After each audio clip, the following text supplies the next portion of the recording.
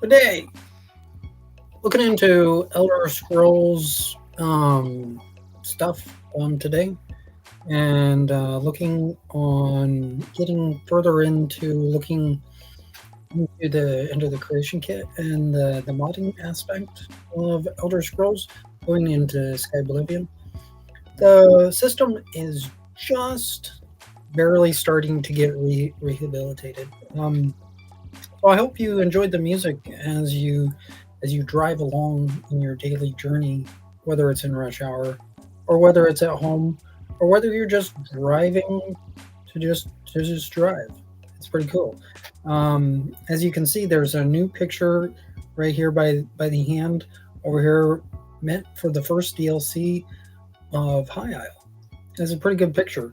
When I first got the portrait, the part of the portrait, the glass, it broke. It's something happened where like I was putting in the picture and it like the other two pictures they didn't break, but the part of the glass broke on the picture right here. Kind of looks a little. It's starting to form a little bit more. Some pretty sweet stuff going on. So I am going to go off the screen and then going to look in, quite possibly, if not just having the the writing in going back and forth, back and forth, back and forth, back and forth. Getting ready. I'm pretty much like gassed. Like this is a blessing to see the device even run. There was an issue earlier called the blue light of death, and that's not very fun because the blue light was just on and the screen wouldn't even turn on. The device would not even turn on. It was horrible. So I was having to do a bunch of different weird stuff. So we're gonna get in here and we might be watching a little bit on the part of the creation kit. Um, this deals with what deals with the creation kit is the modding community within Elder Scrolls, and so gonna possibly look into that here a little bit later on. Hopefully, you enjoy the music.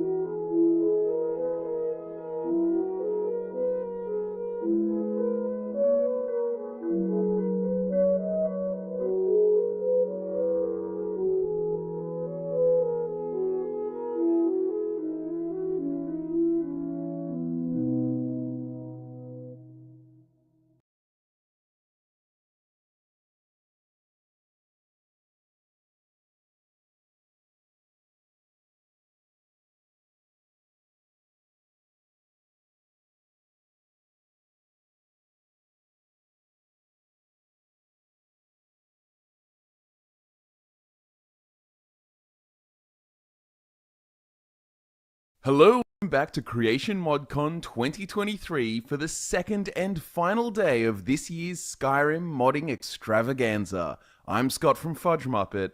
And I'm Mickey D, back again to help the final day get started in the best possible fashion. I'm wearing my Oblivion quilted doublet and my blue suede shoes. I'm all fancy for the occasion. And we've even brought that old fossil Captain Stu to help this ship set sail on its third annual voyage. Thanks, gentlemen, and can I say, what an honour and a hoot it has been to have you join us this year. I can assure you the pleasure has been ours. Now to the matter at hand. Let's have a look at what we have in store today. We begin once again with the good ship Beyond Skyrim as we make port beyond the Sea of Ghosts at Roscrea. Then we batten down the hatches as we make ways east to the land of yummy condiments and snake people with the Ezrania team. And the nautical narrative continues as we rejoin the Beyond Skyrim team and their Iliac Bay gang for sun, sea and sand. Oh, and pirates. Don't forget them, me hearties.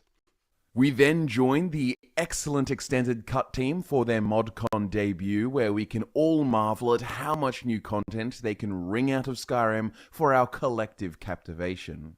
And you better grab your coats as we leave the continent of Tamriel once more to head north to the forgotten tundras of Beyond Skyrim's Ashmora. Then it's more island hopping next as we cruise westerly towards the Sea of Pearls and the Isles of Thras.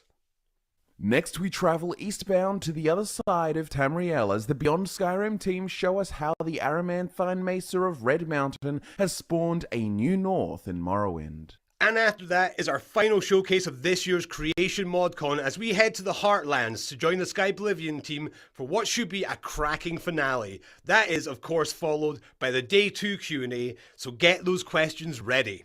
What a day and what a weekend, and with that being said, welcome to Day 2 of Creation ModCon 2023.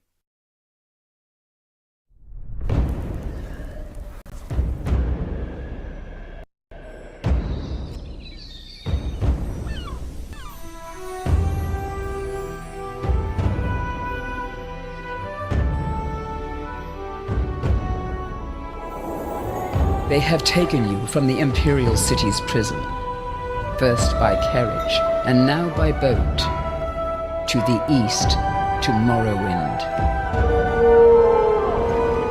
Fear not, for I am watchful. You have been chosen. My gods are strong and true, but even the might of the Blades cannot stand against the power that rises to destroy us. Take my amulet, give it to Joffrey, find the last of my blood, and close shut the marble jaws of oblivion. I have failed. We are divided. In the end, I could not unite us. Our ancient enemy has returned to reclaim the lands that we took from them thousands of years ago. And this time, the people will have to protect themselves. They must find something, anything, to hold on to, and then give their lives in service to it. The Empire depends on it.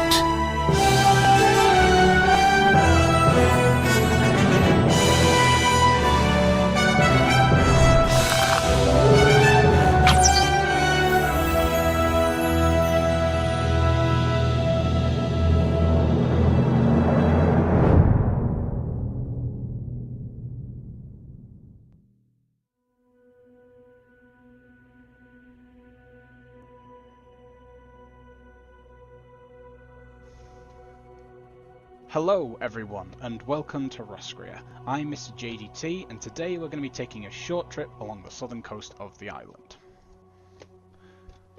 Before we get onto that however, I do want to address our height map overhaul that we undertook late last year. This was done due to there being problems with the old height map relating to how we added additional land. These problems started to cause issues with corrupting the height map, leading to random terrain spikes and serious tears in the landscape.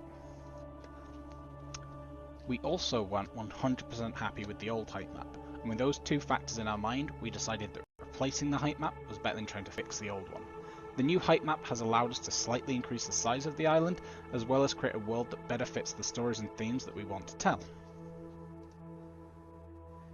It also hasn't hindered our development time, since exterior level design was further ahead than most departments, and although we haven't 100% finished the new height map yet, we have got about 75% of it done to a similar level than it was on the old height map. Now, let's go into game and give everyone their first look at our new height map.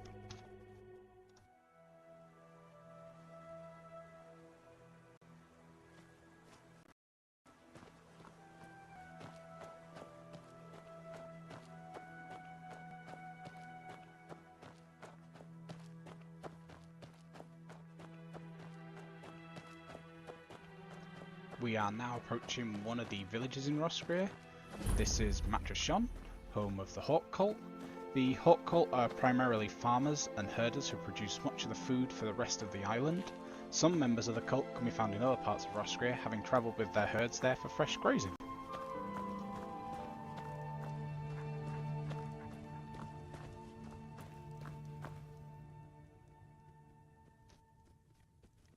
One of our big achievements in the last year is just how much of our writing we have got done. We've managed to get all the writing for all the NPCs on the island done, some 300 in total, and made sure they all have interesting, vibrant backstories. As you can see here, there are no greetings only NPCs on Roscrea.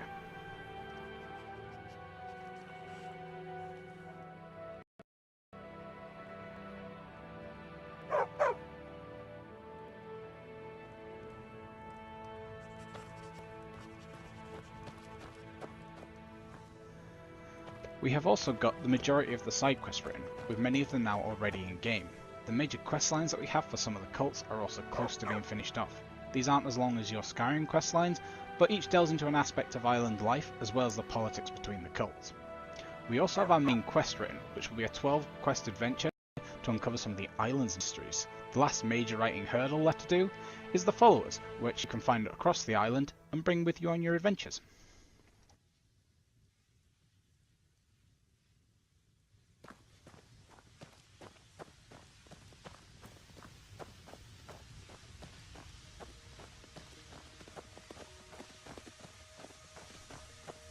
As we leave Matrashon, many of you might be wondering what the name means. In Roscrean, it simply means Mother Shore.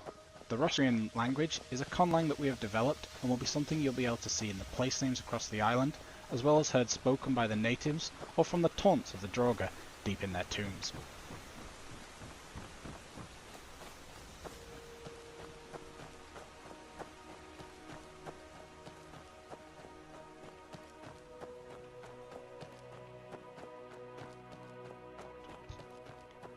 Another advantage with us updating our height map is it has really allowed us to make sure we have the environmental assets we need to bring the island to life. This has meant that we have created new models for much of the flora on the island to create a more interesting and varied world to explore. It has also allowed us to create some new creatures to help make Roscrea a more unique island with its own fauna. We do, however, need more talented artists to help bring them to life, along with some of the other assets that we do need for the island. Thankfully, it's another area where we've had a great push in the last year, by asking for help from other Beyond Skyrim projects to give us a hand creating many of the assets we still require.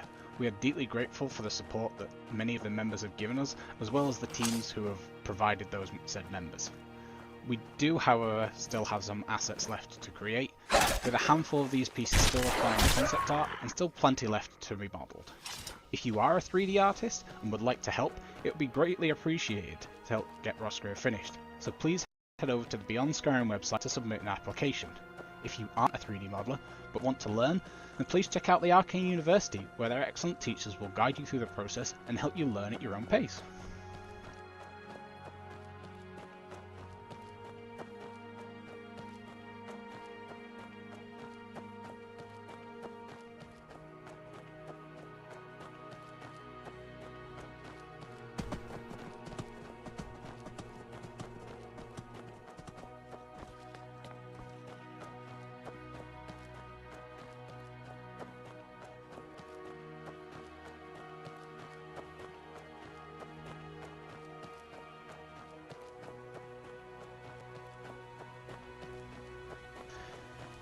Each settlement in Roscrea has a set of docks for its preferred way to travel around the island by the natives. The seas may be home to the Vashokar, the native raiders and pillagers, but it is often safer than crossing most of the land.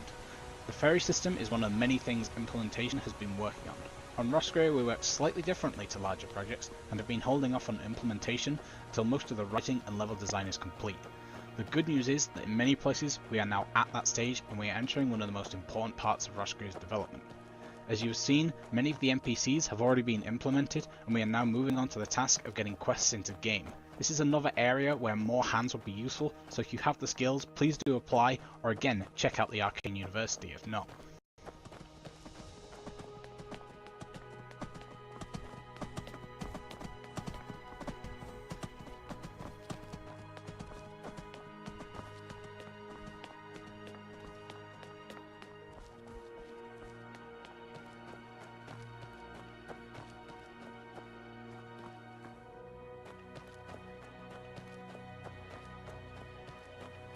We are now about to enter another of the Roscrean settlements. This one is Werelcrea and is home to the Owl Cult, a cult of mages and scholars who prefer to keep out of the usual politics between the cults.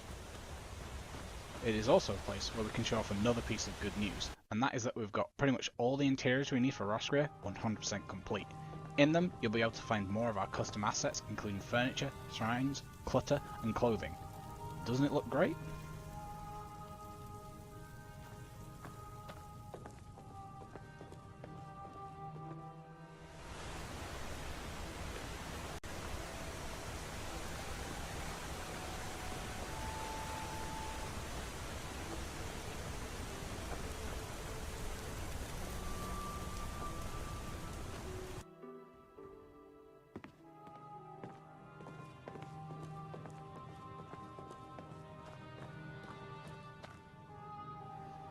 Being scholars, the Owl Cult are great collectors of knowledge and keepers of histories.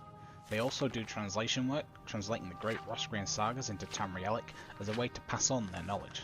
The Owl Cult have their own questline you'll be able to follow and explore, their unique cultural spin on the Roscrean way of life, as well as get a series of unique rewards.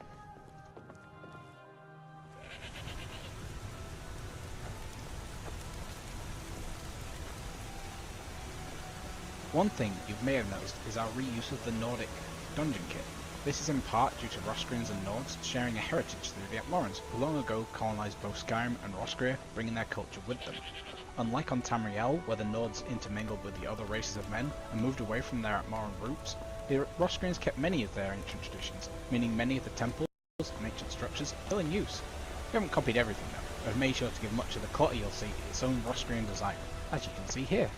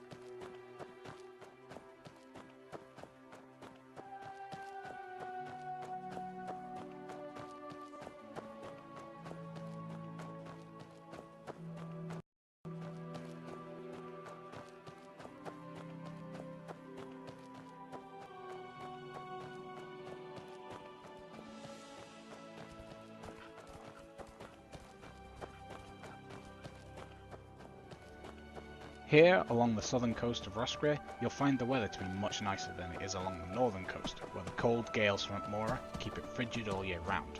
However, this current weather is a bit too nice, and we will eventually be changing it. It's one of the last things that we need to do as landscapers. These forests are also home to nature spirits called glassstegs. They are very protective of their woodland realms, and don't like them being disturbed. Even the most hardy of the Roscreans gives them a wide berth.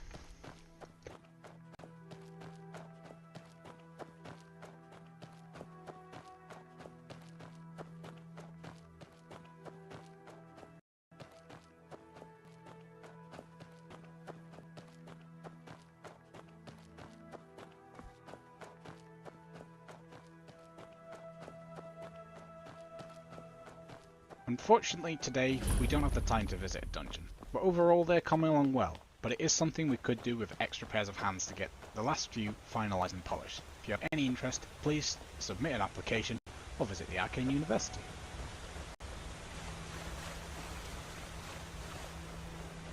Some of you eagle-eyed viewers may have noticed a few misplaced assets or areas that need some extra polish. If you did, then we are happy to announce that we plan on opening up a QA department on Roscrea to help get everything we have to the best possible and bug-free level that we can get. Please keep your eyes peeled for future announcements for that if you are interested. We also hope to be opening up voice acting once the last of the writing has been finished and edited. We don't have a defined opening dates for those yet, so please keep your eye on the Beyond Skyrim social media pages.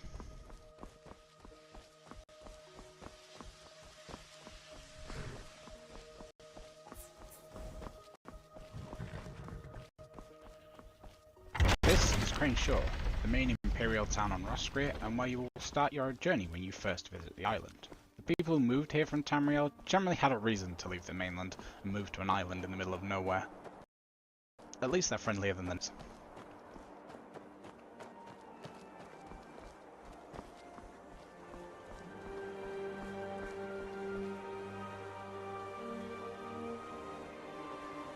Thank you to everyone for watching this little peek into Roscrea. Unfortunately, we are not quite at the stage where we can confidently give a release date, but the project is in a really good place, and with some luck and some extra help, we can finally get Roscrea released, and out to all you lovely people.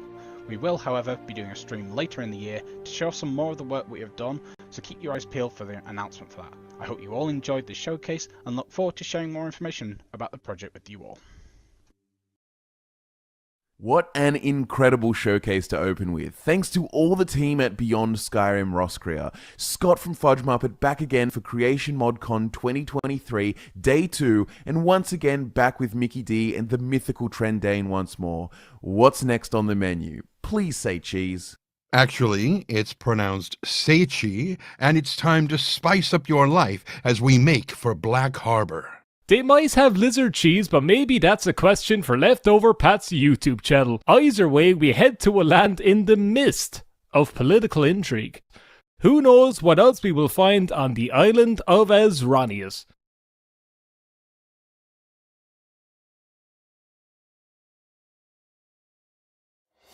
Esroniet is what you'd call a home away from home, an archipelago that lies between Tamriel and the continent of Akavir. This land has a deep, mysterious history. For what we know, goes back to the First Era, when a race of men came to inhabit Esroniet. These men, these Ezri, appear unlike any you have seen in Tamriel. Coming from a land full of spices such as cinnamon or nutmeg, their people consist of farmers, architects, and great leaders. From the verdant green lowlands of the Great Jungle to the crags and plains of the Firelands, their touch on the land stretches across the entire archipelago.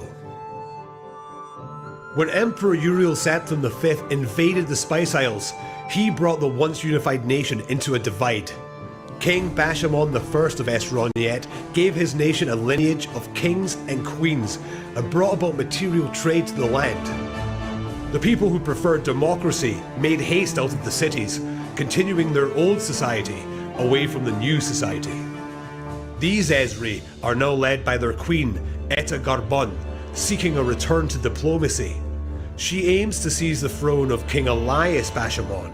Meanwhile, underground is a society aiming to bring back ways before the days of Ezri kings and queens. Before any player starts this main quest, Many of you will likely begin in the city of Black Harbour, an established port of wealth and workmanship, and a beacon to the outside world. It is often referred to as the Black Diamond, where you will find people from all walks of life seeking their fortune. And leading this city is a strong-willed imperial man named Bronte Vernarti. But not to forget the other landmarks of Esroniet. Beyond Black Harbour is the green crossroads of Jefumar, a beautiful farmland city. And far north is Holy Irel, the mysterious capital of Esroniet. Despite difference though, Irel and Black Harbour are not so different. They share one similarity, that they were both brought to life by the people of Akavir. The Tang Mo and the Sei Chi were prominent races that settled within Esroniet's environments during the First Era. The Tang Mo built beautiful temples and briefly introduced material trade to the Esri. The Sei Chi were made up of alchemists and soldiers. Their goal of inhabiting Esroniet was to start a war with Tamriel, constructing a military fortress for this purpose that would soon become Black Harbour. It's been 3 eras since those races left, and there is little chance you will find one of their own integrated into modern society. That being said, you'll find plenty of what they left behind. Powerful weapons and armour that withstood the test of time. Scrolls and markings indicating how their culture withstood society. All of these housed within the many ruins across the Spice Isles. Writing has made great progress, and we like to get to work on finishing the Free Cities, plus getting quest and dialogue writing moving. In 2D, we have made great progress on every piece of architecture for Black Harbour.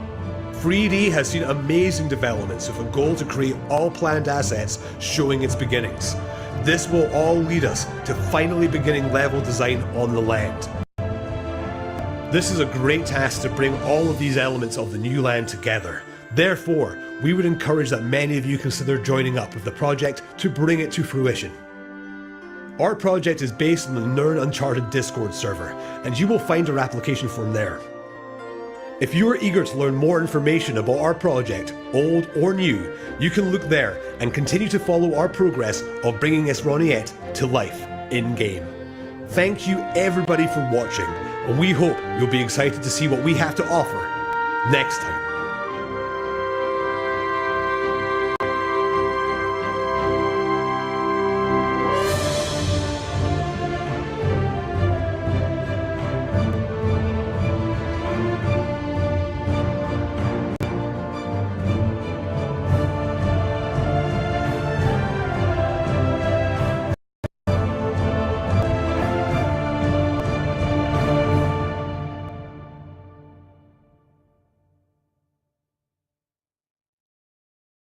The Attestation of a Thalmor Dissident. Written by Nuclear Spartan. Read by Renara Hawk. From the dark days of Tiber Septim, through the latter years of the Third Era, the proud people of my native Firsthold told wistful tales of yore, reminiscing about the former glory of Alinor. As a young child, I was delighted by recountiments of ancient Altmeri triumphs from eras of bold explorers and heroic warrior kings. Among my favourites was a heavily embellished storybook, loosely adapted from Undhendra Nibbit, which sparked my hunger for battle and adventure. Even now, my fond memories of childhood naivete fill me with hope for an ideal future.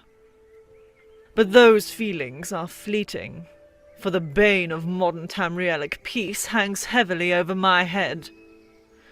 Indeed, the scourge of the Altmeri Dominion threatens my home, my well-being, and my very life. The unnerving truth is that every facet of Altmeri life is dominated by a corrupt regime.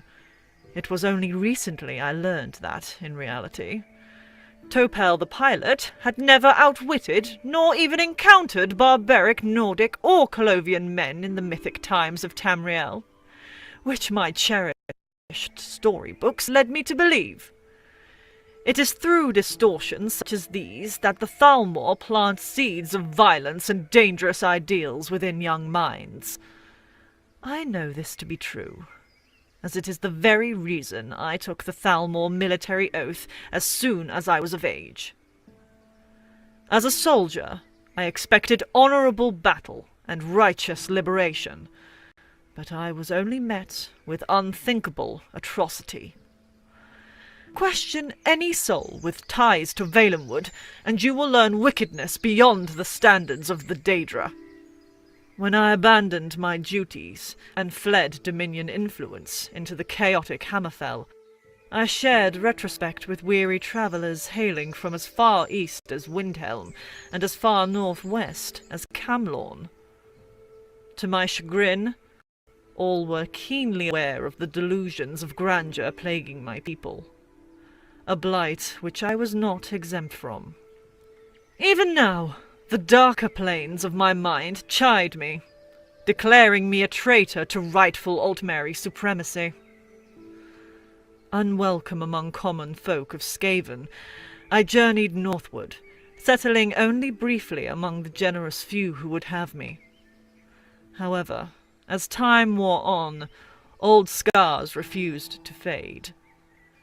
I only found peace in seclusion, hiding away from those affected by the war in the furthest corner of a crumbling empire.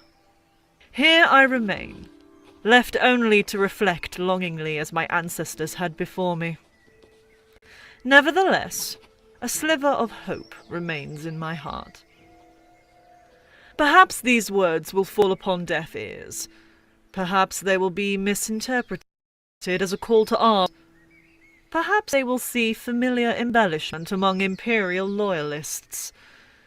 If such a thing comes to pass, I only ask any who publish this attestation to keep these words pure. Tamriel belongs not to the empires of Mer and Man. Tamriel belongs to the Imperiald Bosmer of Valenwood. Tamriel belongs to the unwavering Redguards of Hammerfell. Tamriel belongs to the young Altmer of Alinor with new ideas.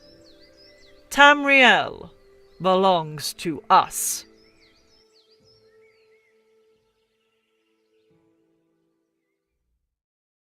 Hey everyone, Kairos, back with Captain Stu, and thank you for joining us here on the second day of Creation ModCon 2023.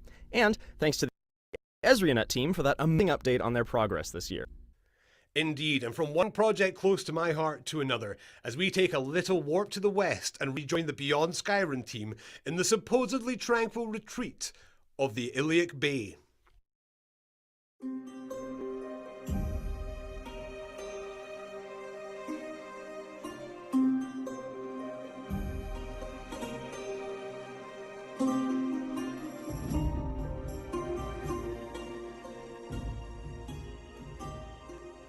Welcome to Iliac Bay, both old and new. In early 2022, Beyond Skyrim Iliac Bay made the difficult decision to reset our height map and level design. This overhaul aimed to better serve the story and lore, to offer a more realistic and immersive landscape, and to keep up with advancements in the project's design. Work on the new height map has gone faster than expected, with devs devoting many hours to revamping the region. Let's take a look at some of the improvements made in this overhaul of Hammerfell and High Rock. One of the most crucial aspects of creating a strong player experience is having strong opening moments and views. Originally, the player crossed this bridge on a direct path into Johanna, one of the 3 cities in the mod's planned pre-release, 3 Kingdoms.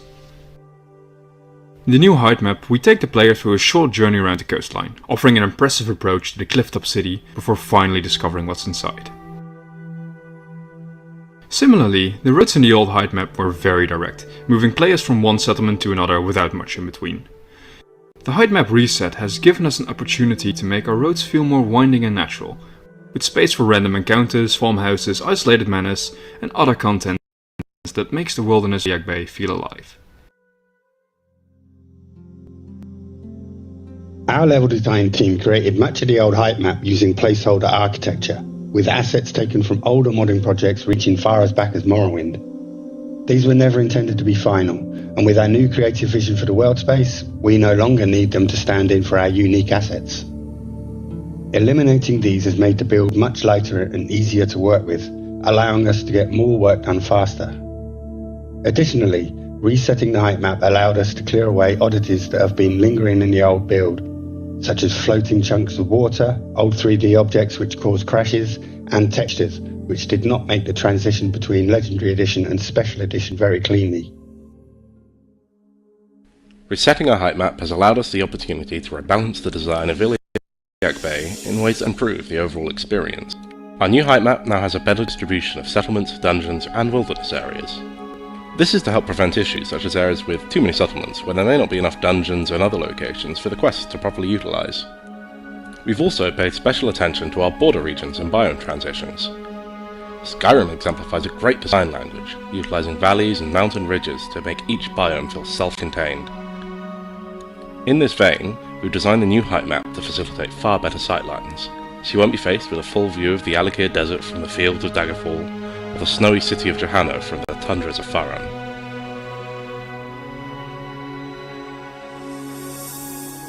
Resetting Iliac Bay's height map was a monumental decision, which had a lot of careful consideration behind it. The work of the original level designers and 3D artists was impressive, but resetting has pushed the project into new heights of progress and allowed us to clear away some of the issues that persisted from years past. This change, along with the tireless effort of our team, has resulted in great leaps in development.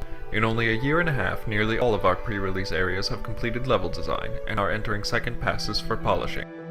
Some areas outside of the pre-release have small biome tests which show significant upgrades from their older designs. The area surrounding Skaven and the wastes of the Alikir Desert have never looked so diverse and realistic. A few new areas have also seen biome tests, such as the lush Tark River and the coastal village of Pathago. Working with a cleaner, leaner build has led to advancements in other areas of Iliac Bay as well. We can now boast our first implemented and voiced NPCs, implemented quests, new weathers, new weapons, and other steps towards making this gorgeous landscape playable. 2022 was a new beginning for Iliac Bay, and so far 2023 has far exceeded our expectations. We still have a long way to go, but we hope to bring you the High Rock and Hammerfell you've been for very soon. And if you'd like to contribute to that effort, Iliac Bay is currently looking for new 3D artists, level designers, animators, implementers, and sound designers. Stay tuned as I take you through our most developed area to date, the Abyshian Isles of Herne and Kespar.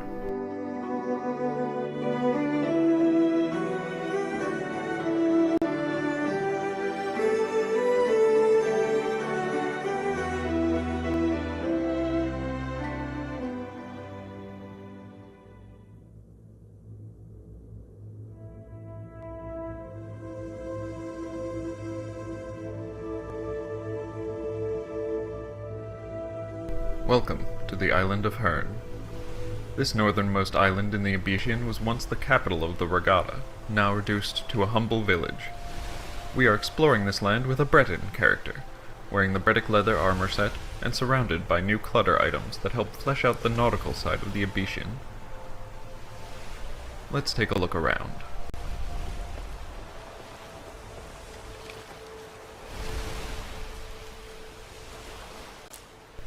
Scarabs are just one of the diverse range of living ingredients we've added to Iliac Bay, which help us to portray the vibrant ecology of the islands. Alongside that, we are particularly proud of our hanging gourds, complete with physics and sound effects. Thanks to Den P for those. We now enter the village of Eco Herna, what is left of the warriors who made a pact to protect the island in perpetuity. They worship Tava, the god of winds who led the regatta to Herne. While we are still working on new clothing items for our characters, we have implemented many NPCs with full dialogue trees, though not all of them are happy to see you.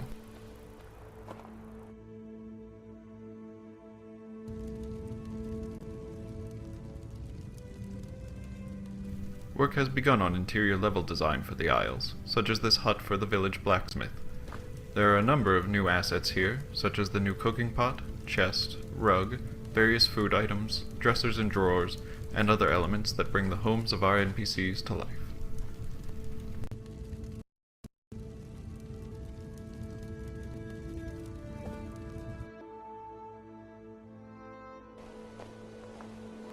let's have a word with Hamal, the blacksmith who owns the house.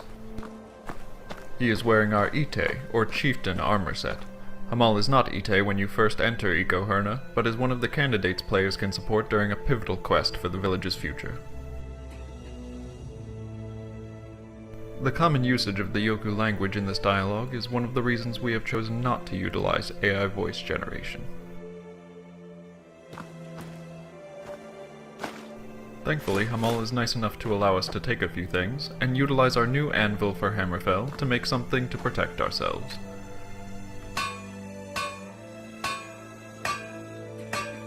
A machete. Perfect.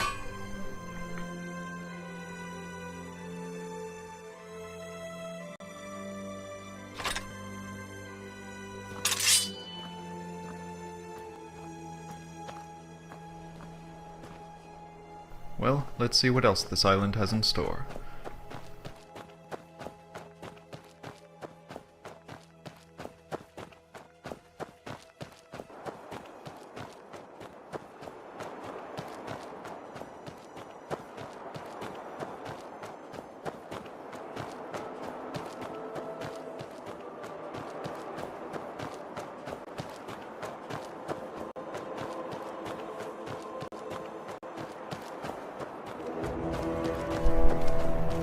What is that? Oh!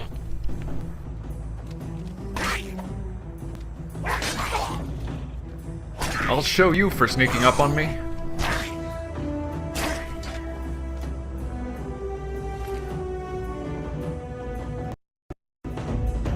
Ooh.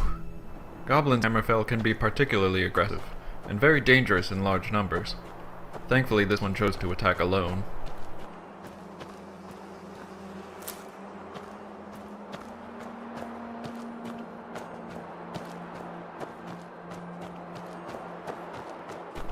Let's skip down the path a bit.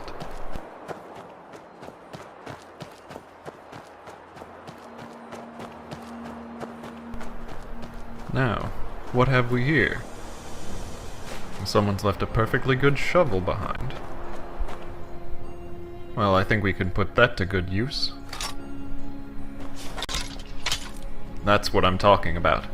Now let's find someone to use it on. This looks like a good spot to test out our new friend.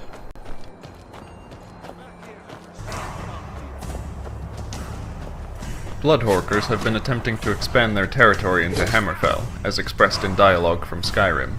However, they are only one of the many pirate crews and bands of brigands vying for territory on these tiny islands. Race to your own kind! Lucky hit!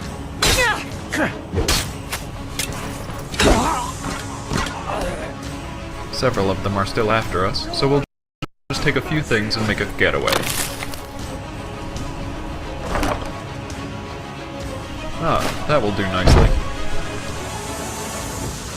I'll carve you into pieces!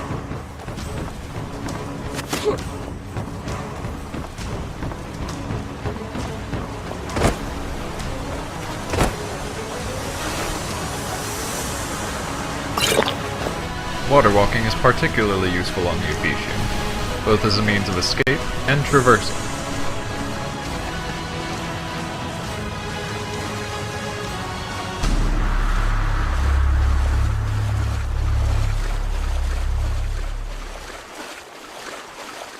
Of course, the sea holds dangers of its own.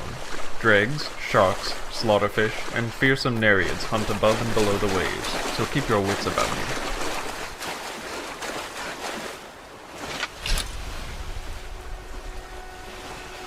Thankfully, it seems like we found a peaceful port in this storm, with a few more NPCs to speak to.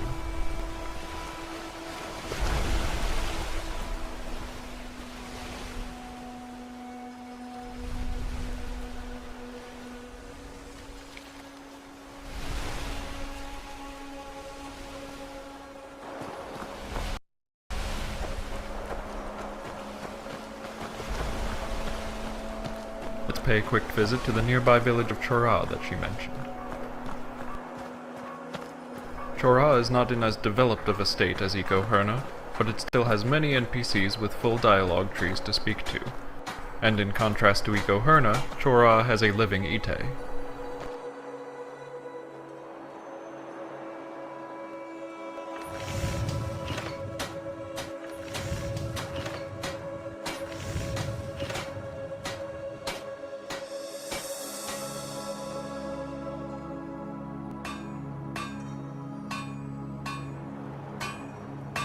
Chora is dedicated to Onsi, the Bone Shaver, who gave Redguards the measurements and techniques to make perfect curved blades.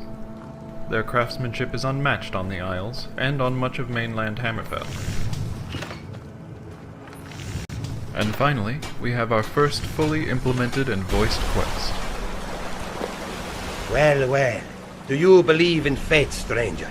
Because I am starting to. You don't have the smell of an islander on you, so you must be like me. An outsider, trying to make something out of their time here. That you do not already know of me bodes well. I have hit a snag, one might say. My name is Zaurir. Perhaps you can assist me with a small issue. I came here with a few trusted men. We were led to believe it was abandoned. It is not. Now I am alone and have a small, very small, ghoul problem. Preferably, I want one else to deal with them, but the only locals I've seen are children, who mostly come to throw rocks at the fort. You have my thanks. I have barricaded the inside entrance. Do what you must to get through. If you do not return, I will assume the worst. The Abyssian swallows the unwise. Stay safe.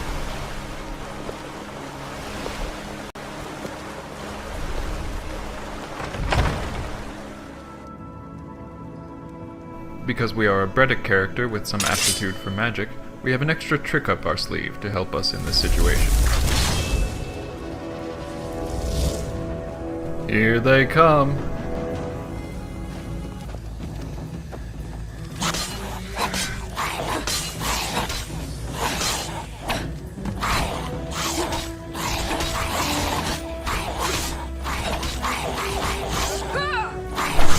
Our little snow ray friend is really pulling their weight.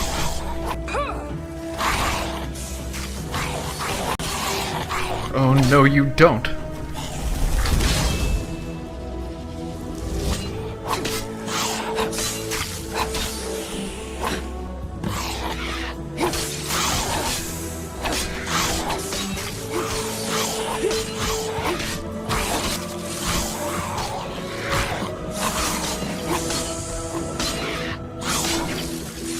Alright, now it's just you and me.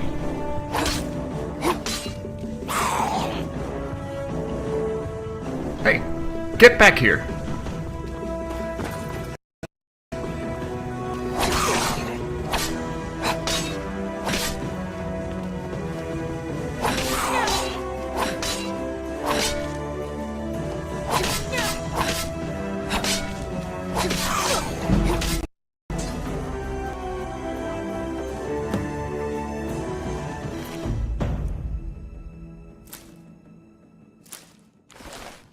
Well, that was a harrowing fight.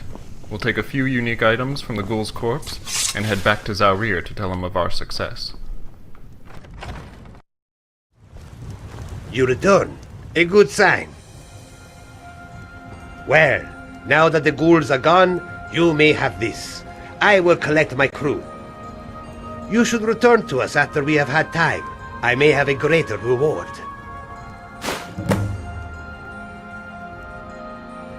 And much like Zaurir, Iliac Bay will have greater rewards in time. This year has been incredibly productive for the project, and that momentum shows no signs of slowing.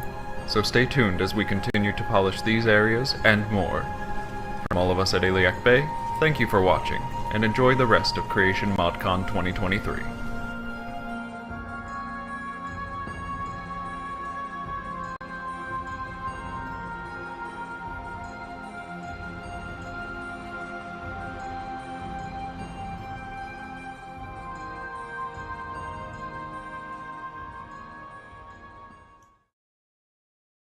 Howdy once again, folks. UCM, here again with Arcane Impact and what an awesome catch-up that was with the Beyond Skyrim Iliac Bay team. A big thank you to them for that incredible show. Absolutely. Now for something completely different from everything else you've seen so far at Creation ModCon 2023. We joined the team from Extended Cut in their Creation ModCon debut. The Extended Cut team want to completely change the way you interact and progress through Skyrim in all manner of fascinating ways. But don't just take my word for it, as we take a closer look at Skyrim Extended Cut.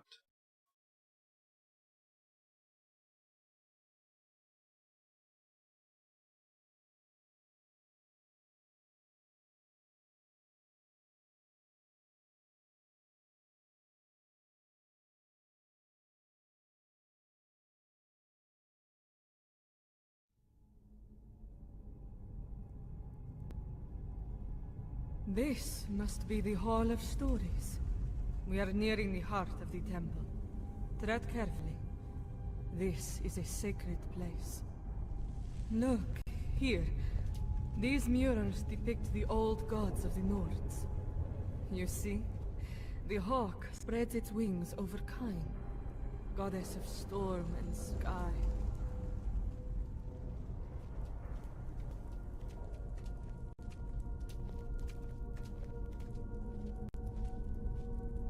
And here, the fox, the sign of Shore. Even in death, the Lord of Sovngarde remains at his widow's side. But I am certain you know his tale, as all Nords do.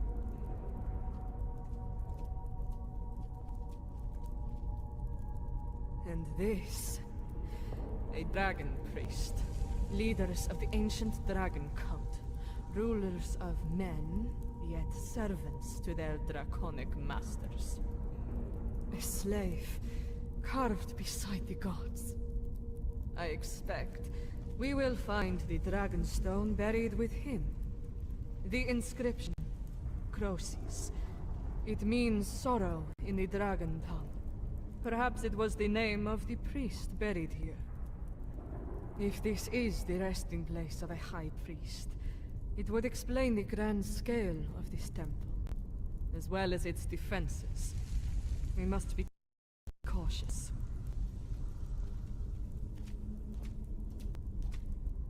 Look, this must be the doorway into the sanctum. I suspect it will open only to those who bear the golden claw. We must find a way to unlock it.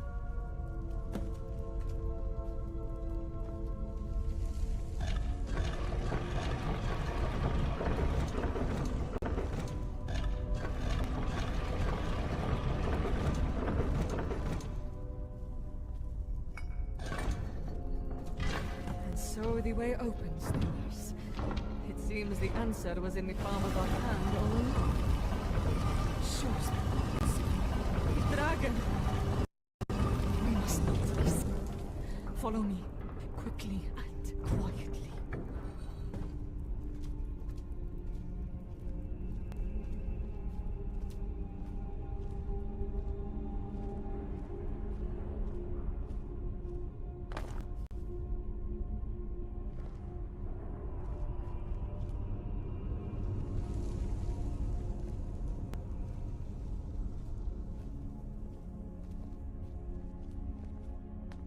The stone must be there, at the altar, right under the nose of the beast. If we are swift, we may... Get to cover! Now!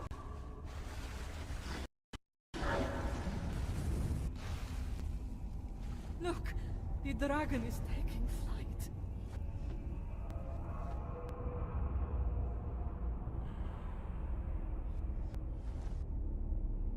The beast is gone.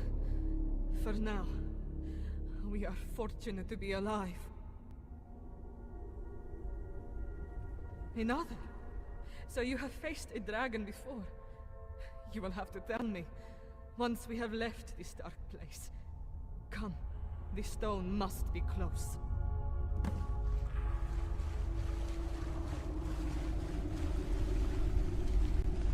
This must be the tomb of Croces. The stone is buried with him. The sarcophagus is sealed tight. Look around. There may be something we can use to pry it open.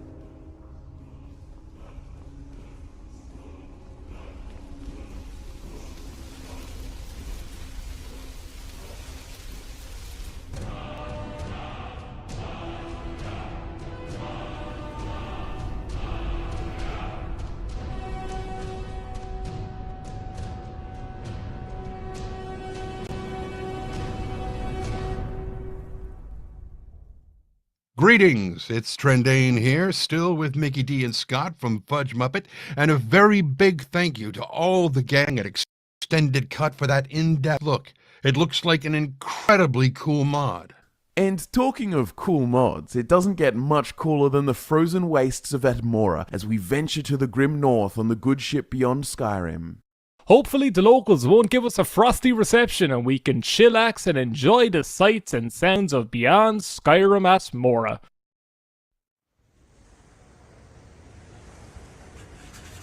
I am writing this in haste, and in desperate hopes that these pages make their way south, beyond the Velothis and the Gerals. Should you read this before the turn of the year, then may it ease your mind, for it means that we may have survived and are on our way to Harfingar.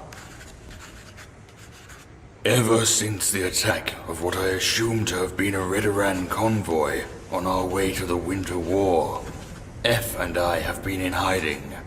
While gravely injured, we were able to press on under great distress, making use of the little mental fortitude and magicka that was left in me. I was able to somewhat mend one of F's legs, which was left torn and mangled after the skirmish. The last days we have spent in agonizing pain and frost, as our bodies are giving way to exhaustion and starvation. As it stands, we have little to no food remaining, and the thirst has already become unbearable.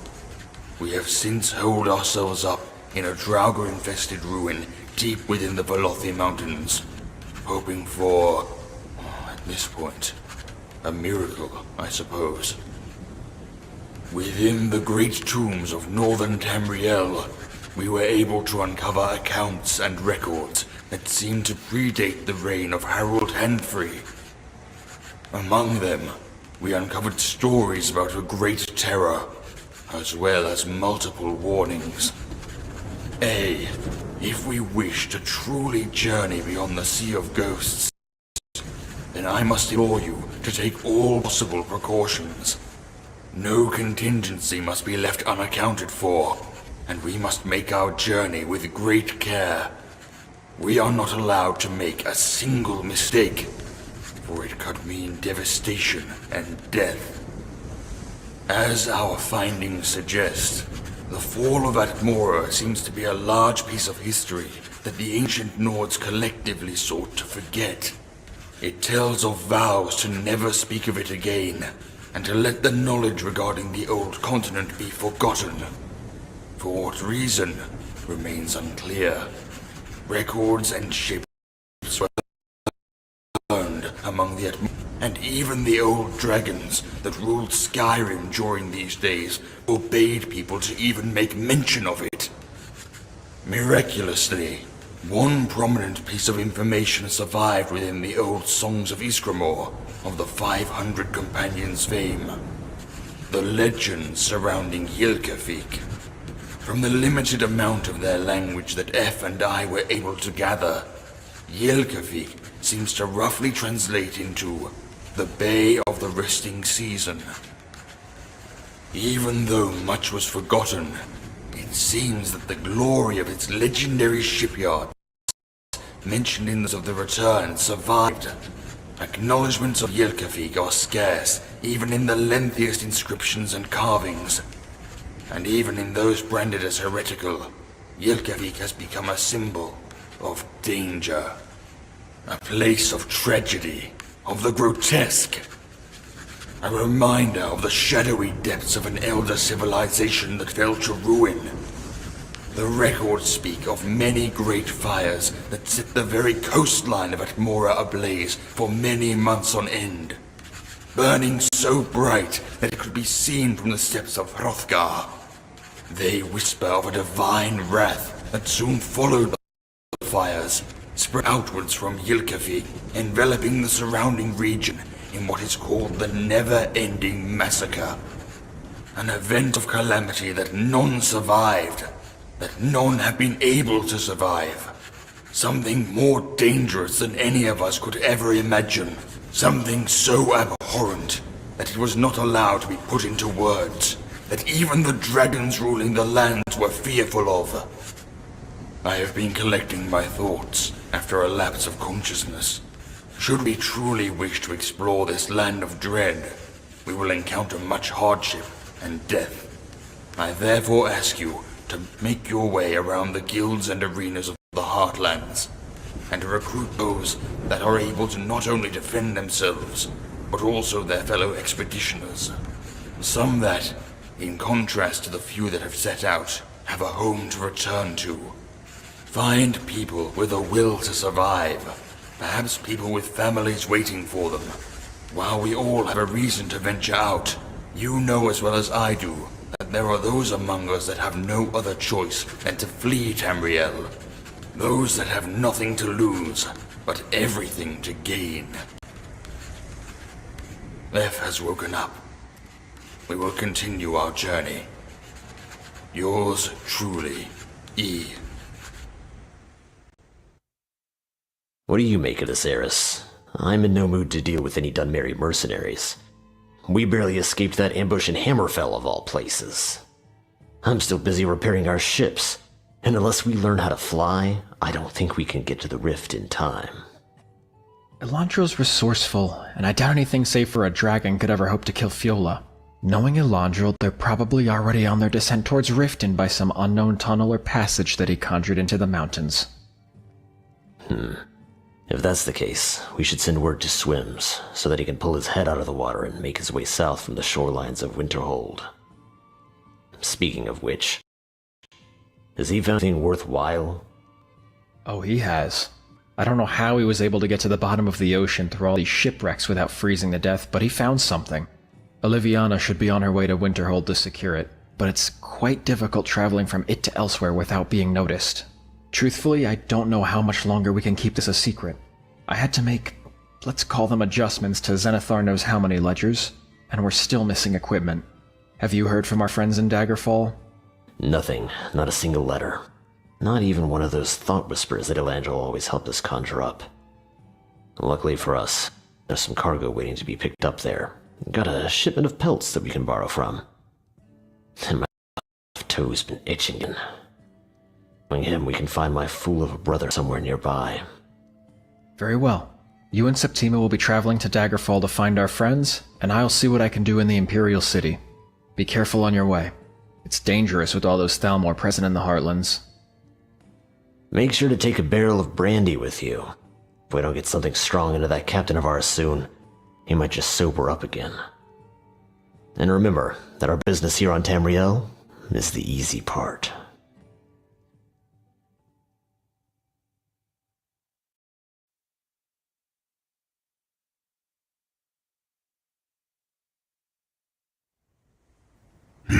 Salo, you are weak. Hislosar, mortal. I have given you a fun to prove yourself, and this is the best you can do. Your line of kings has failed. Your creators have grown old. You allowed the once great warriors to become old, weak, feeble, delirious. Your very existence is a sin upon this world. Your weakness is an insult to those you have failed. As your god, I am merciful. I allow you to fight and to better yourself. As your god, I command you to fight like the old kings once did. Show me the wrath that turned armies to storms of ash. The might that shot the wise, and that made the powerful drop their weapons and submit. Show me what you can do, mortals.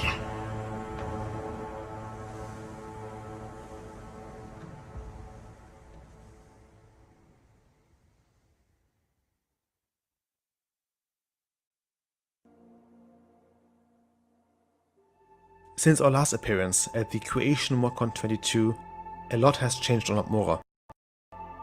The last year, we've been focusing on re-evaluating old plans and assets, and a lot of work has been done behind the scenes to, well, organize the Atmora that we always dreamt of. This year, spring certainly has come to the continent, and over the course of the past 8 months, we have taken apart every single asset. Every barrel, every ship and every rock, and we looked at them. Do they still hold up? Are there any glaring issues with the model itself or the textures? Perhaps they are a bit outdated, or the new assets are already being planned. These are all questions that we had to ask ourselves. We had a very thorough look at what we have. We made notes of what we still need and what is necessary. Over the coming months, we hope to complete this venture and welcome a reinvigorated Atmora. While it is easy to make plans, it's quite difficult to make sure that those plans are still being followed after a certain amount of time. Plans like the usage of the fabled rune of Ylgafik, or darker and more secret aspects, like the final plot threads of the main quest. To that end, we've been spending untold hours poring over spreadsheets and design documents. Beyond that, work has been going steady in the region of Rolgrim, the place that some of you may remember as the dreaded Frostwood. Rolgrim has become the new home to some stellar concept artists with a knack for threateningly large trees and crooked oaks, drawing and concepting new trees and burrows, altars and shrines, to breathe a truly eldritch life into the old domain of the terrible woodland man, who is rumored to still tear on the roots of Atmora. Atmora means Elderwood, and we hope that Fulgrim will make any player feel like they are lost within the realm of a demon of knowledge. Perhaps, if you're lucky, there's going to be a hare somewhere who would gladly guide you deeper into the woods. Meanwhile, work has continued on the city, or should I say, the Tower of Ylgafik. It's become apparent that a ruin that rivals the size of the Imperial City needs extra attention, extra careful planning, and many new assets. Therefore, we will be reconstructing the ruin from the ground up, using custom tile sets for the exterior, as well as the specular temples that will show you just how much larger than life this continent truly is. At the moment, one cannot help but just see a big Nordic ruin when viewing the southern jewel of Atmora. And the team wants to make sure that Ylgafik is a place that, well, I think it's best to keep that to myself for the time being. Thank you all so much for attending Creation ModCon, and we hope that you have as much fun watching it as we had making it.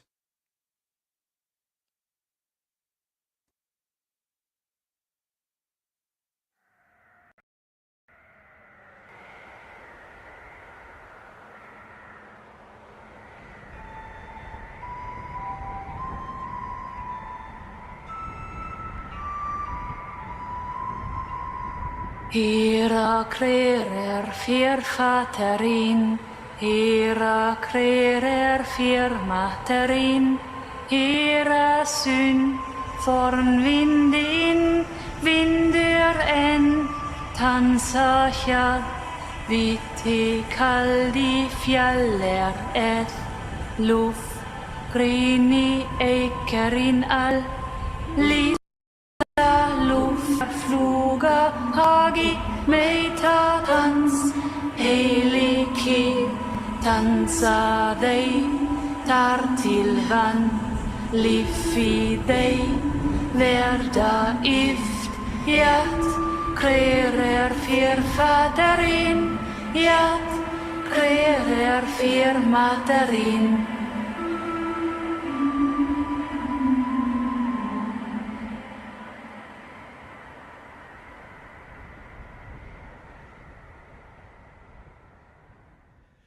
Captain Stu here with the indomitable Kairos once again, and beyond Skyrim Atmora showing us truly a winter wonderland in the making. But we can't freeze here, as we don't want to be slowed down before we hit our next destination. And that destination lies in the midst of the Sea of Pearls as we carry on to the Coral Kingdom, a cursed set of islands with a history of necromantic slug mischief. Join us on our travels to the land of Altmer Dread, the enigmatic shores of Thras.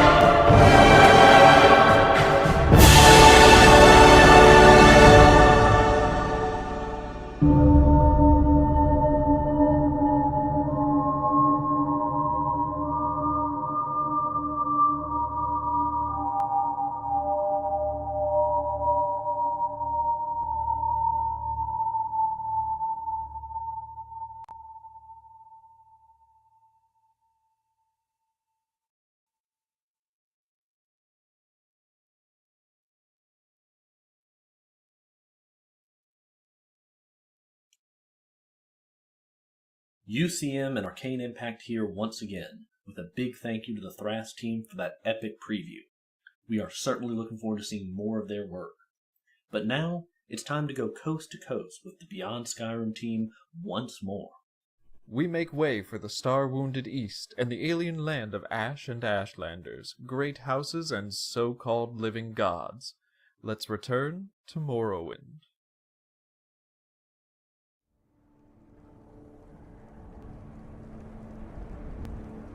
Hello everyone, welcome to the Beyond Skyrim Morrowind showcase for ModCon 2023. I am Meglos, I am the creative director of Beyond Skyrim Morrowind, and today we're going to be showcasing perhaps one of the most important aspects of any mod, which is how do you begin it? So we've started here in Windhelm, and as you can see there is a new ship in the harbor. This ship is a work-in-progress asset of final version of Morrowind ship, but it does look pretty close to what it will be in the final version of the mod.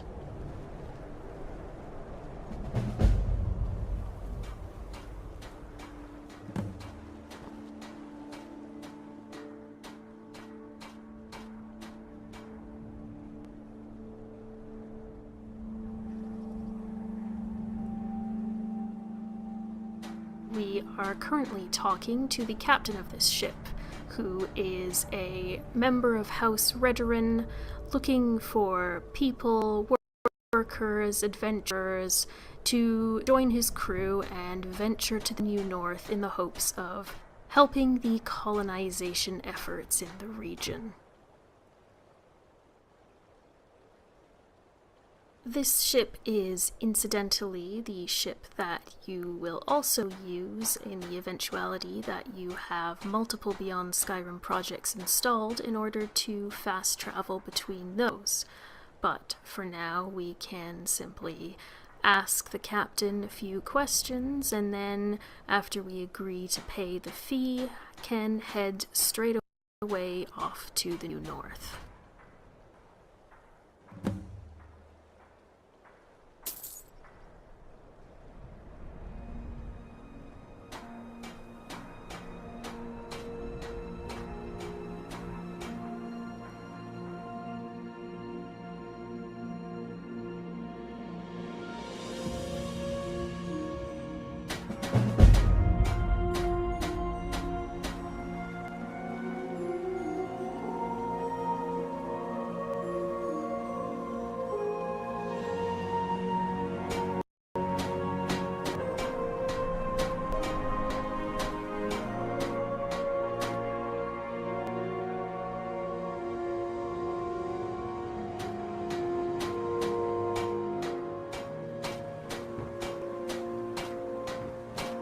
Now that we've arrived in Balserma, we're going to take a minute to look around and talk to some of the various NPCs here. These NPCs have now all been fully implemented with dialogue trees, conversations, and generic dialogue.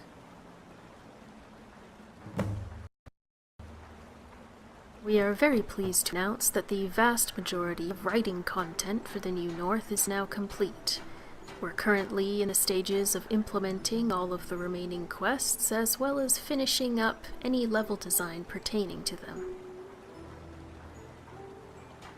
We are also in the process of casting and securing commitments from voice actors in order to bring these characters to life.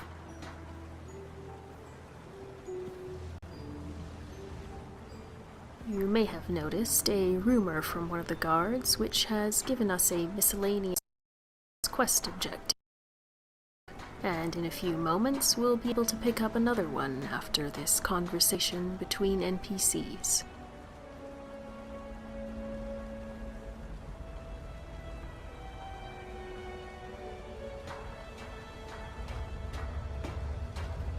As we begin to make our way through the town interacting with the various NPCs, you may notice or may have already noticed a few very minor edits here and there. This is not an attempt to cover up any bugs or irregularities, merely an effort to streamline the showcase process in all of this was an unscripted walk around of the town, and NPC schedules can be somewhat unpredictable. But so far, this is more or less an accurate depiction of what your first arrival in the town of Balserma will probably look like.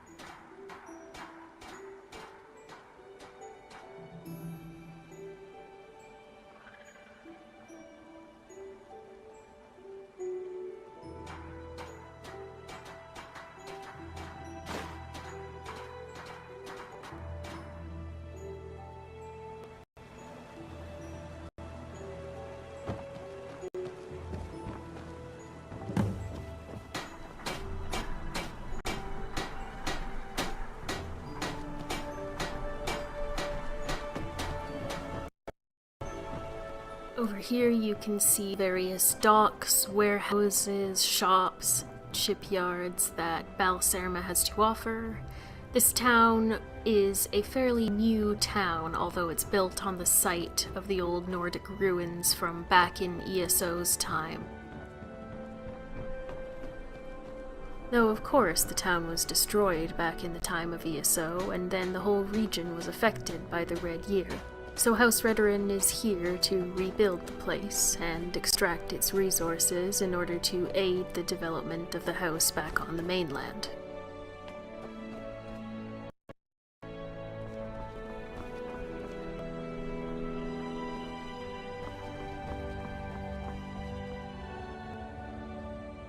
Now, this doesn't sit too well with all of the people who live and work here, given that many of them are actually prisoners or indentured servants in the service of House Redoran, due to crimes committed in their territory or various other offenses. Many of them get shipped out here in order to aid in the efforts of House Redoran, and many of them have some strong feelings about this situation.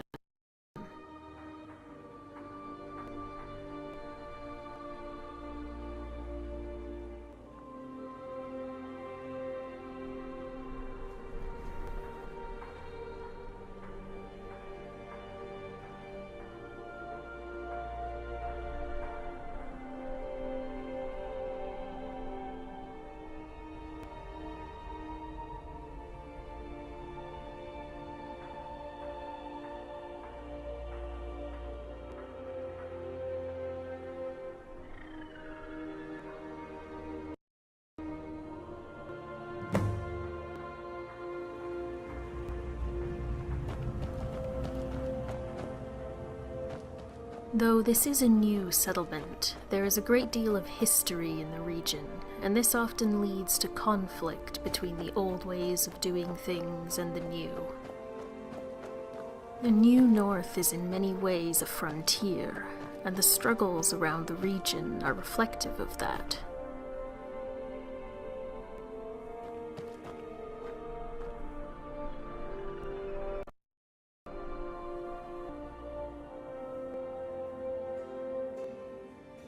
This is one of the themes we wanted to explore for the New North.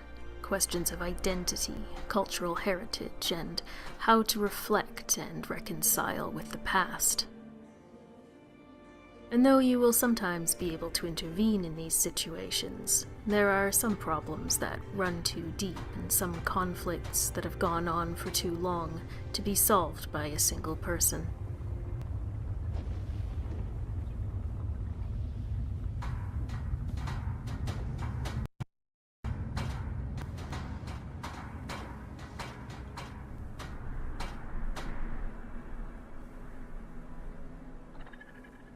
So in our brief trip through Balserma, we have already picked up leads for 3 miscellaneous tasks and have received hints towards yet another conflict.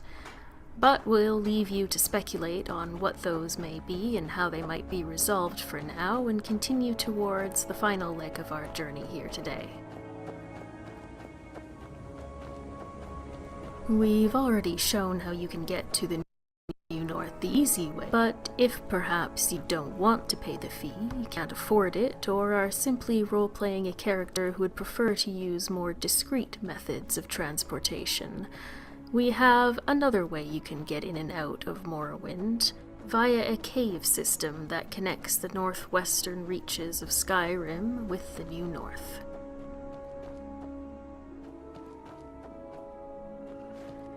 As we head towards this cave, we have encountered a few of the New North's local wildlife, and this is a perfect opportunity to showcase the spear animation that will be in Beyond Skyrim Morrowind, as well as many other Beyond Skyrim projects.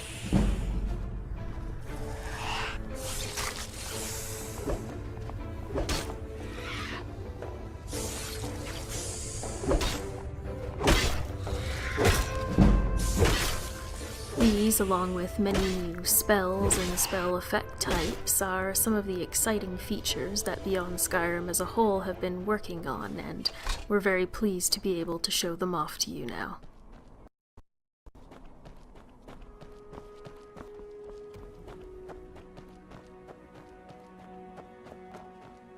We're now reaching the edge of Bleakrock Isle, and from here you can see the statue of Companion's Point, which is a location you may remember from ESO.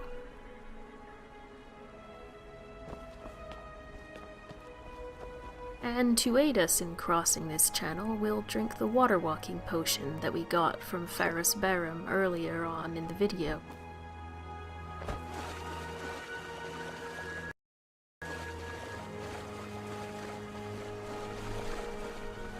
We've now reached the entrance of Throkenir Tarn, and as you can see, it's guarded by a Reaver. Now, we do have the option here of bribing the Reaver to let us past, and we could then advance through the cave unharmed. But to keep things interesting, we'll deny him that and are going to attack him anyway.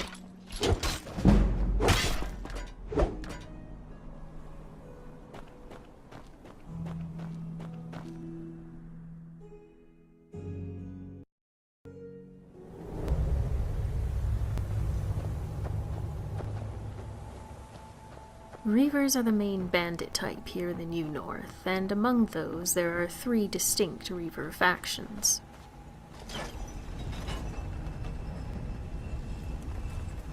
The one occupying this cave is known as the Nailnut Clan, a band comprised entirely of Nords who believe that the New North is their territory by birthright. In particular, they're known for their shield biters, berserker-type enemies that go into a rage and can become very difficult to take down.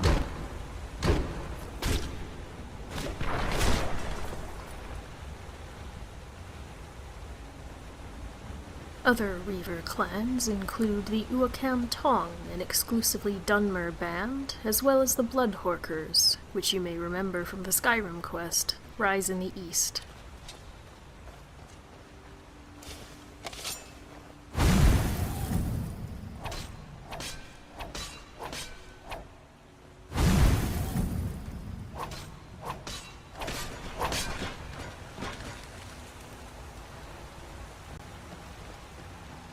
Though some Reavers in the New North will attack you at sight, other camps may be open to a little negotiation or even trade, provided you maintain a respectful relationship, of course.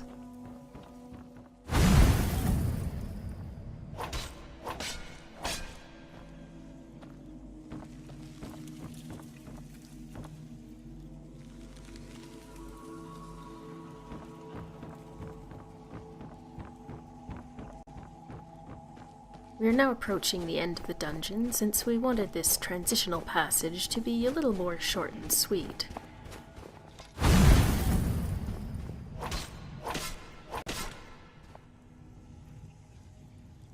On the Skyrim side of things, you'll notice that there is a similar Reaver encounter where if you were to approach from the opposite direction, you would also have the option to bribe your way through.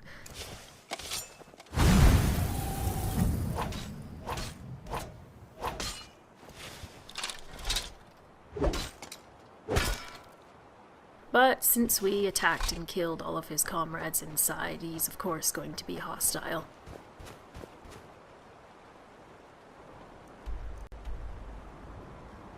So here we are, back in Skyrim, and with that, we've reached the end of the time we have for this showcase. Thank you very much for watching, and of course, be sure to stay tuned for more updates on the New North.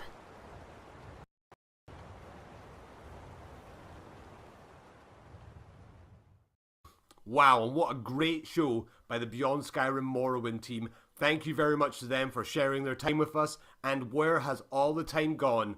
We have come to the final showcase of Creation ModCon 2023. This is easily one of the most anticipated projects of the weekend, given the announcement of a 2025 release date. It's time to close shut the marble jaws of Oblivion once more with the Skyblivion team. And stay tuned afterwards for the Day 2 Q&A to have a chance to have your questions answered by any of today's teams. Thanks once again for joining us, and now, over to Skyblivion.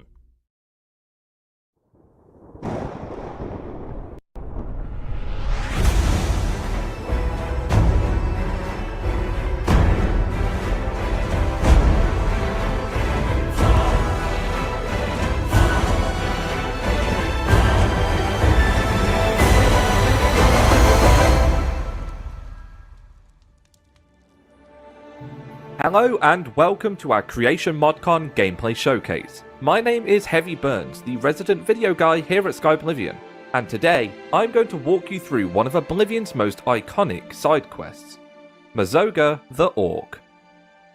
Our showcase begins in the lower class district of Leowin, and we'll need to make our way over to the palace to start the quest. Thankfully, each city guard in Skyblivion can give you directions to various points of interest around town.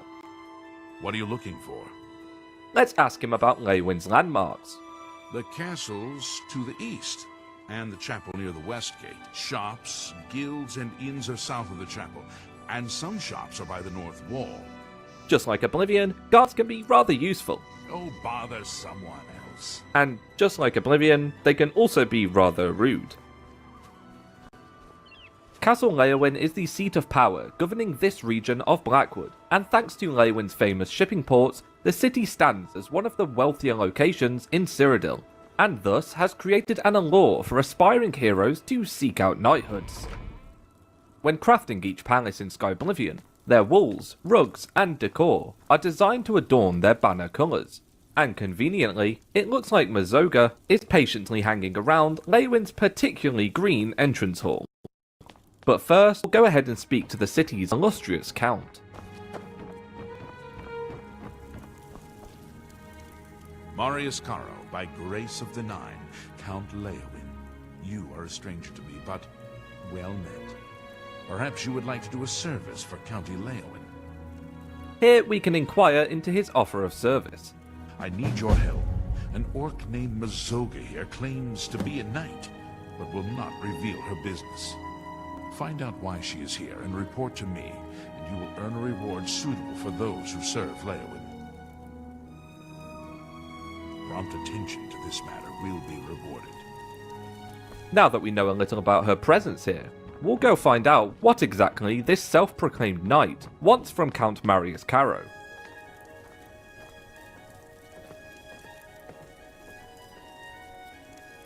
Are you the Count? The Count? Then I can talk to you. I'm Mazoga. Yes, I'm an orc. I was born under a rock and I have no parents, so I don't need a family name. I guess you don't know how to talk to a knight, so I'll teach you. Say, yes, Sir Mazoga. All right then, just don't forget. I'm a free knight. I don't have a lord. You got a problem with that? All right then. There's an Argonian named Weebamna in town. Go get him for me. Go tell him I want to see him. Here. Right now. Let's go speak to this Weebamna. Get a move on, will you? Just like in Skyrim, NPCs in Skyblivion will have daily routines. In this instance, Weebemnar is spending his morning soaking in the rather rare sunny weather here in Leowyn. I'm Weebemnar. What do you want?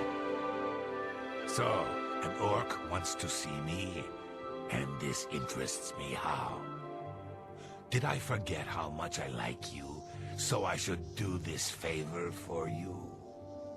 Maybe I just don't like you very much, so I'm not going. All NPCs will have a disposition level towards the player. One way we can increase this is by sweetening the pot a little. That will get you something. I see. So an orc named Mazoga wants to see me, and she expects me to come to her. I don't know her. I'd be smart to ignore her. But I never learned anything by being smart, and you seem to be a right skipper. So I guess I'll have to go see what this is about. Thank you. Let's meet him back at the castle. You are Weebemnar? Yes. I want to go to Fisherman's Rock. Where's that? Fisherman's Rock is north of Leowyn. About 6 hours' walk, on a point of land on the eastern shore of the Niben. Take me there, now. I'm in a hurry. Why? That's my business. Then, if you won't tell me why, I won't take you anywhere. Then to hell with you.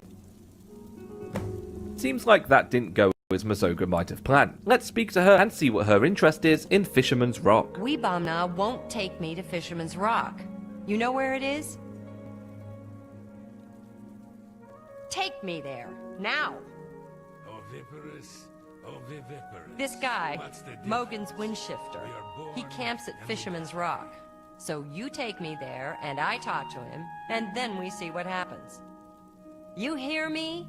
I talk to him first. No smashing in his teeth or chopping off his head. Understand? A new scent is here. Who can it be? Could be. You know how it is. But not until I'm finished talking. The Argonian says it's north of Leowyn, about 6 hours' walk, on the east bank of the Niben. Let's get moving. Well, I guess we're off to Fisherman's Rock. What are we waiting for? Oh, this is gonna be a joy. Cyrodiil's landmass is split up into 9 distinctly different regions. One of those 9 regions is Blackwood, a large swampland bordering the Blackmarsh border, the home of the Argonians. As you might have noticed, this region is famous for its humid, foggy weather and swampy wetlands. Our landscapers have spent hundreds of hours making this gloomy region a memorable and distinct biome that lives up to its described lore. We want players to truly feel the diversity of Cyrodiil's landmass, and quite clearly know when they have crossed a border into a new region. It looks like we're coming up to Fisherman's Rock just ahead. Let's let Mazoga take the lead on this one. Remember me? No. Who are you? I'm Mazoga. You killed my friend Ravindra. I don't know what you're talking about. You're a lying bastard.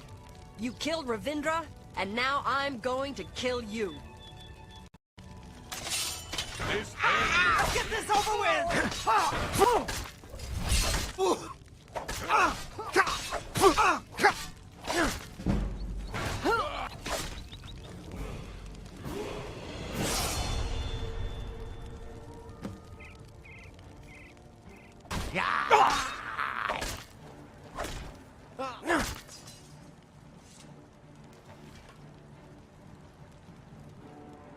I kept my oath. Mogan's Windshifter is dead.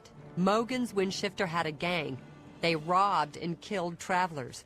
But Ravindra saw and told the guards. Mogan's got away. But first he killed Ravindra. My best friend, Ravindra. That day, I became a knight and swore a knight's oath. I searched a long time and asked everyone. Then I finally heard he was hiding at Fisherman's Rock. So now you know everything. You helped me, and I won't forget. Take what you want from the dead. I came to keep my oath, and now I'm done. When I saw my friend killed, I swore I'd be a true knight and right all wrongs. So now I gotta do some good deeds. I don't know much about being a knight, but I'm gonna learn. Say, you did me a good deed. You ought to be a real knight yourself. Thanks for the help. You're okay. Now that we've fulfilled Mazoga's wish, let's report back to the Count. I hope you've been successful. Have you learned why the orc is here? Such vengeance is a noble deed. Leowyn thanks you for your service, and I have a fitting reward for such noble deeds. I address my offer to you and your friend. Would you like to become knights errant? I have created a chivalric order of the White Stallion. Find and kill the leader of the Black Bow Bandits, the orc named Black Brugo. If you succeed, I will bestow on both you and Mazoga the titles of Knights Errant of the White Stallion for your service to Leowyn. The outlaw, Black Brugo, is a menace to County Leowyn. They call his marauders Black Bow Bandits because they use black bows. Find Black Brugo and execute him for his crimes, and I will make both you and your friend Mazoga Knights Errant of the White Stallion. In her shadowy past, your friend Mazoga might have had contacts with outlaws. Ask her. Remember, a knight's title shall be your reward. In order to become knight errants to Leowyn, we're going to have to complete one last task for the Count. I know Brugo. Long ago, back before I became Sir Mazoga. I split a share or two with Brugo. Brugo's a jerk. He's got a hideout in a ruin called Telepi. Every night between midnight and 6 a.m., he stops there to pick up his take. We're pals, right? So we'll kill Black Brugo and be knights. I'll wait right here until you ask me to follow you. Black Brugo is an infamous orc bandit leader reigning in the Blackwood region, and it looks like the sun will be setting soon, so let's find our way over to his camp in order to catch him when night falls.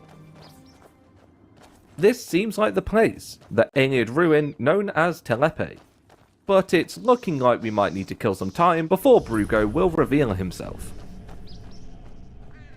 As it seems he's away from his camp for a few hours, we have ample time to head inside the ruin and see what kind of treasures we can find. Then hopefully by the time we're done, the sun would have set.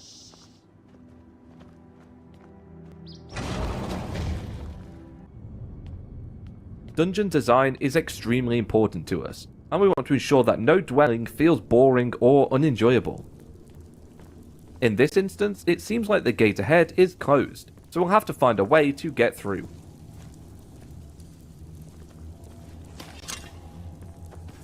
Telepe is an Aeneid ruin, but it's being used as a bandit outpost, so the team wants to reflect that through the clutter we place and the types of loot you'll find. Hello, Mazoga? Ah, this button should work wonders on that gate back there. Looks like we have company. Jump on my sword while you can!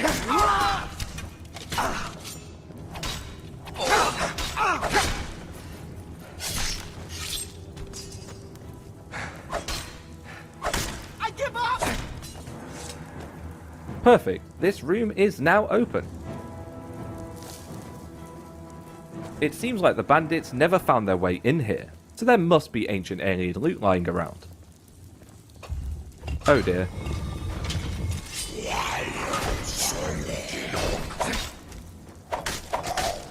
This is the part where you fall down and bleed to death. That was a first look at Skyblivion's brand new Aeneid White, ancient elves that act as guardians to the more unexplored depths of Aeneid ruins. Additionally, we have also created more elven treasure and loot to scavenge around these ruins. But now we found a bit of ancient treasure, we should check the remaining room in the ruin to see if the bandits have left us anything of use behind.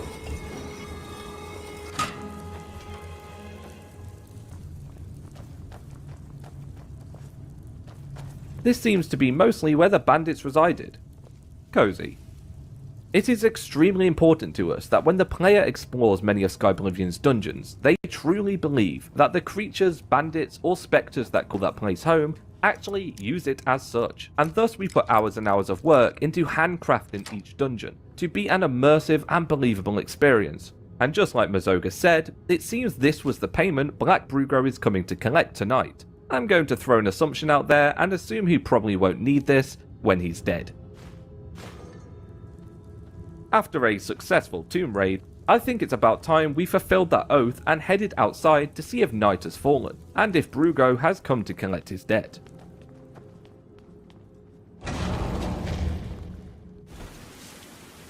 Well, it's definitely night, and it seems like voices are coming from behind the ruin.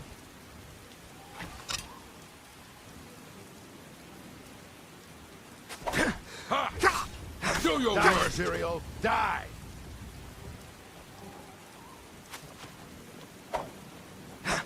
I'm going to bleed slow. Oh, yeah.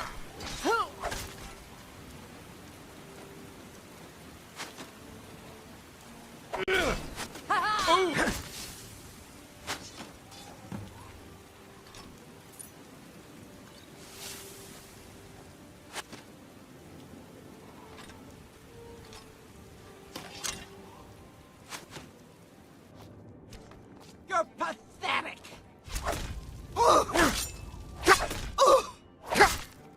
This is a...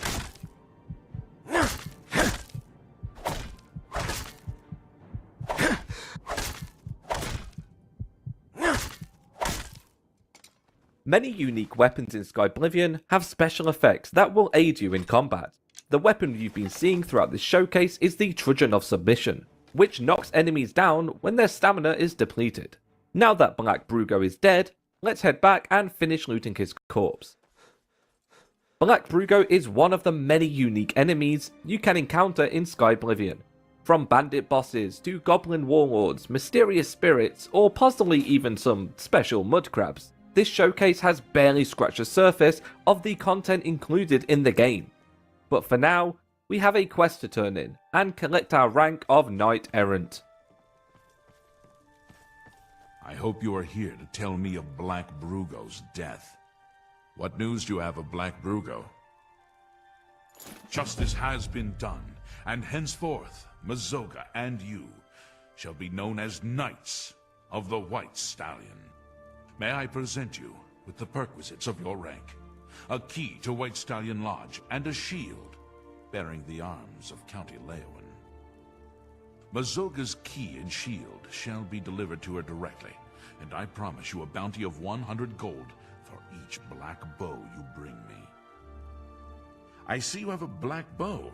Would you like to turn it in for the bounty? Here is your reward. Well done, and thank you. Each black bow you bring me means another black bow bandit slain. Did you tell the Count about Black Brugo? So, am I a knight? God's ghoulies. Not just a knight, but a knight errant. That's a real special kind of knight, right? So go on, say it. Say, I greet you, Sir Mazoga. Thank you kindly, Sir Knight. Sounds good. Damn good. I'm a knight errant now, and I don't care who knows it. So thank you. You've been good to me, and I won't ever forget it. So I better get started doing my good deeds, and maybe I'll see you at the White Stallion Lodge. Goodbye. Good day, Sir Knight. And that is just one out of over 50 side quests you can discover in your time exploring Cyrodiil. We hope you enjoyed this gameplay showcase. The team has came a long way since the project began, and though we have a release year of 2025, that does not mean the work is finished, or that we aren't accepting new recruits. If you have the skills required to help us finish this incredible feat, please consider applying at www.skyblivion.com/volunteer. Skyblivion has been a labour of love from all involved, and we cannot wait to show the world everything we've been working on. and recently we have released a roadmap detailing exactly what we have finished and what we have left. Despite the massive scope of this project, we are finally seeing the end of the road, but there is still much work to be done. We hope that this showcase has given you a better insight into the project and maybe how you might contribute yourselves. Only with the Elder Scrolls modding community's talent and the support of this fantastic community could we have ever gotten as far as we have. We hope you continue to support us as you have for years, and we are excited to show you much more. This has been Heavy Burns. Have a wonderful ModCon, everybody, and we cannot wait to show you so much more of Skyblivion.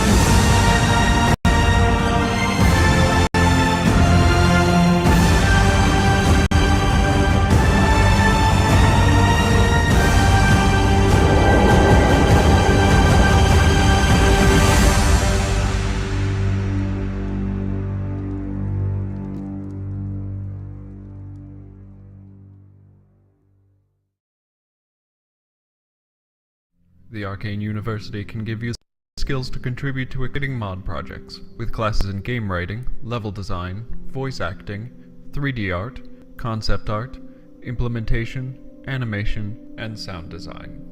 You can also take part in student projects like Hestra's Nest and the recently released Hearthstone Isles. Join us at discord.gg/arcaneuniversity and learn the magic of modding. The goblins.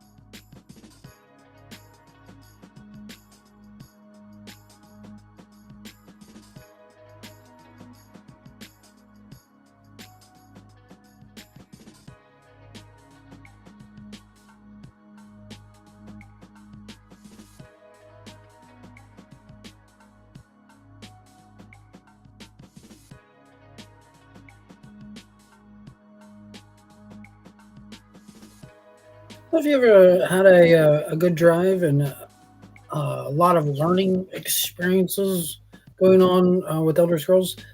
Update 40 is moving along. It's moving along. We have a long ways away before we get to the final end and to where the system's working all properly. Well, I'm hoping you've had a great drive and have learned a lot and enjoy some music before coming up here at 5:30 p.m. Pacific Standard Time, coming up about 15 minutes. And if you have nothing better to do later on tonight, enjoy the game at 7 p.m. Pacific Standard Time. As always, make sure we don't get the blue light of death anymore. It's going to be some fun stuff. Hopefully have a good drive, and take care.